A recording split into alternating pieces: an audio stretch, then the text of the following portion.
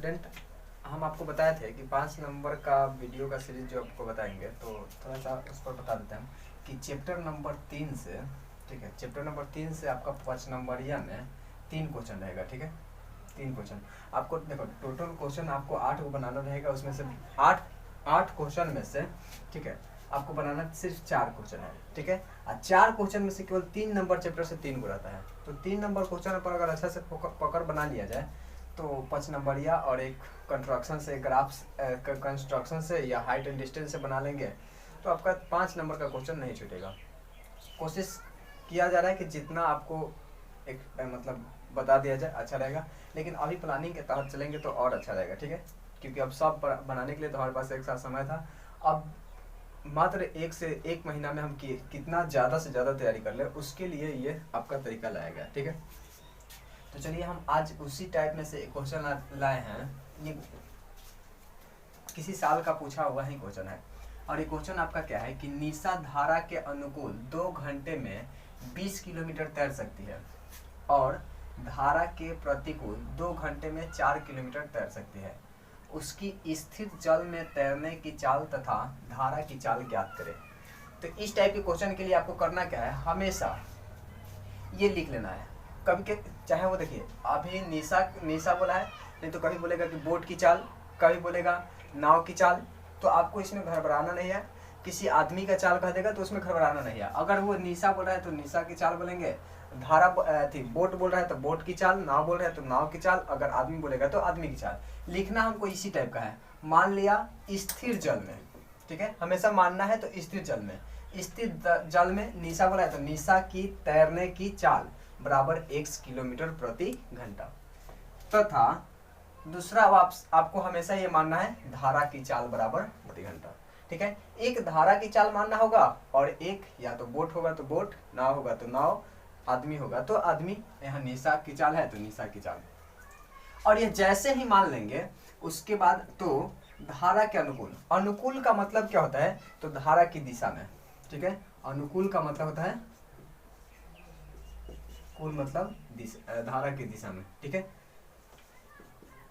और प्रतिकूल का मतलब होता है धारा के विपरीत दिशा में, ठीक है, धारा के विपरीत दिशा में।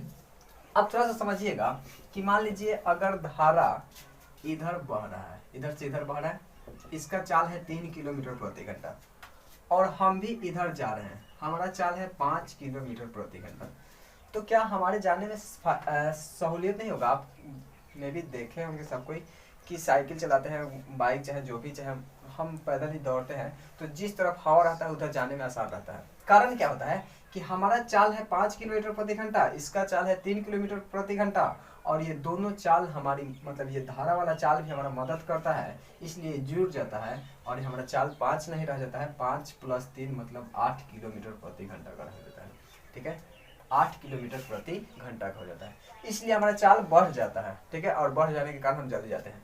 जबकि इधर अगर मान लीजिए हम इधर जा रहे हैं, हवा इधर बह रहा है 3 किलोमीटर प्रति, तो ये हम जाएंगे 5 किलोमीटर जाना चाहेंगे, लेकिन ये 3 किलोमीटर इसको रोक देगा, तो टोटल हमारा चाल रह जाएगा 2 किलोमीटर का, क्योंकि 3 किलोमीटर तो हमारा विरोध कर दिया, ये खत्म कर दिया। उस टाइम क्या होता है कि हमारी चाल में से धारा की चाल जो है वो घटा लेते हैं, तो जो बच जाता है वही बच जाता है आपका, हमारा अब हमारा चाल बच गया, ठीक है। तो इसीलिए अब यहाँ देखिए, मानना तो हमेशा यही है, हमेशा आपको यही है, मान लिया स्थिर जल में निशा की तैरने की चाल x किलोमीटर तथा धारा की चाल बराबर y किलोमीटर प्रति घंटा। बस यहाँ बदलना क्या है, तो निशा की जब बोट होगा तो बोट कहिएगा, और आदमी होगा तो आदमी कहिएगा, ठीक है। और इसके बाद ये हमेशा एकदम ऐसे लिखना है, धारा के अनुकूल, अनुकूल का मतलब धारा की दिशा में, और धारा की दिशा में चाल जुड़ जाता है तो x + y, और प्रतिकूल का मतलब धारा चाल घट जाता है x - y। कभी भी आप उल्टा नहीं मान लीजिएगा, क्योंकि कभी भी धारा की चाल ज़्यादा नहीं होगा, और ज़्यादा होगा तो फिर हम तैर नहीं पाएंगे। चलते हैं प्रश्न के अनुसार, जो प्रश्न में कहा है उसके अनुसार। तो निशा धारा के अनुकूल 2 घंटे में, कितना घंटे में, 2 घंटे में 20 किलोमीटर तैर सकती है। अच्छा 2 घंटा ये क्या है, आपका समय है, 2 घंटा आपका समय है। चलिए हम थोड़ा सा पहले बताते हैं कि दूरी बराबर होता है चाल गुना समय। दूरी बराबर क्या होता है, चाल गुना समय। हम यहाँ लिख देते हैं इसको, दूरी बराबर चाल गुना समय, तो हमको दिया है 2 घंटा, 2 घंटा क्या है तो समय, तो समय निकाल लेते हैं हम। तो समय बराबर क्या होता है तो दूरी बटा चाल। समय बराबर क्या होता है दूरी बटा चाल। तो हम समय ही निकालेंगे, ठीक है। समय बराबर होता है दूरी बटा चाल। समय मतलब टी बराबर होता है डिस्टेंस बाई वेलोसिटी, ठीक है। चलिए प्रश्न से, हमको 2 घंटा दिया है तो हम भी समय में 20 किलोमीटर तैर सकती है, 2 घंटा में 20 किलोमीटर तैर सकते हैं, लेकिन किस टाइम अनुकूल स्थिति क्या है अभी अनुकूल, तो 20 किलोमीटर तैर सकती है, किलोमीटर, ठीक है। लेकिन अनुकूल जाने में हमारा चाल क्या है तो x प्लस वाई। हम अनुकूल धारा के अनुकूल जा रहे हैं तो केवल हमारा चाल नहीं है, हमारे साथ धारा का भी चाल है, मतलब उस टाइम चाल है हमारा x प्लस वाई का चाल है, x प्लस वाई। अब बताइएगा 20 किलोमीटर ये दूरी है और x प्लस वाई ये चाल है, और दूरी बटा चाल बराबर क्या होता है समय। मतलब ये जो निकलेगा हमारा क्या निकलेगा समय निकलेगा। लेकिन ये समय कितना है, देखिए हमारे हिसाब से 20 किलोमीटर गए हैं x प्लस वाई की चाल से, तो लगा है इतना घंटा, 20 बटा x प्लस वाई घंटा लगा है। लेकिन एक घंटा दिया कितना है तो ये 2 घंटा दिया है, ठीक है। तो ये भी समय, कभी भी समय के बराबर होना चाहिए, ऐसा नहीं कि ये कुछ भी लिख देंगे। तो ये भी 20 बटा दूरी बटा चाल समय ही है और ये भी समय ही है, ये हम काटेगा नहीं, इसलिए मतलब 20 बटा x प्लस वाई, लेकिन ये बराबर किसके 2 घंटा के। आप इसको क्रॉस गुना कर लीजिए, नीचे 1 मान करके x प्लस वाई में 2 से गुना कीजिएगा, या इसको ऐसे लिखे 2 गुना x वाई बराबर हो जाएगा 20। 2 इधर गुना में उधर जाएगा तो भाग में x प्लस वाई बराबर 20 बटा 2, 2 दहिया, तो x प्लस वाई बराबर कितना हो जाएगा 10। समीकरण 1 कर दीजिए। और धारा के प्रतिकूल, अब धारा के प्रतिकूल 2 घंटा, मतलब अभी भी समय 2 ही घंटा ले रही है, लेकिन अब धारा के प्रतिकूल 4 किलोमीटर तैर सकती है। तो अब तैर कितना रही है 4 किलोमीटर, ठीक है। लेकिन प्रतिकूल तैर रही है तो उस टाइम चाल हमारा घट जाएगा और हो जाएगा x माइनस वाई, मतलब जितना चाल होगा उसमें से घट जाएगा x माइनस वाई, तो x माइनस वाई। चूंकि दूरी बटा चाल, ये दूरी है 4 किलोमीटर और ये x माइनस वाई के चाल से चल रहे हैं, तो ये चाल है, और दूरी बटा चाल बराबर होता है समय, जो कि समय उसको कितना देर लगा है 2 घंटा, ठीक है। नीचे 1 मान करके फिर क्रॉस गुना कर लीजिए, x माइनस वाई 2 से गुना कर लीजिए, 2 गुना x माइनस वाई बराबर 4 एकम 4, ठीक है। अब 2 इधर गुना में उधर जाएगा तो भाग में x माइनस वाई बराबर 4 बटा 2, 2 से 2 कट जाएगा तो ये हो जाएगा 2, इसलिए x माइनस वाई बराबर 2। ये हो गया समीकरण 2। अब आप क्या कीजिए कि विलोपन से इसको हल कर लेते हैं, ठीक है। विलोपन विधि से इसको हल कर लेते हैं।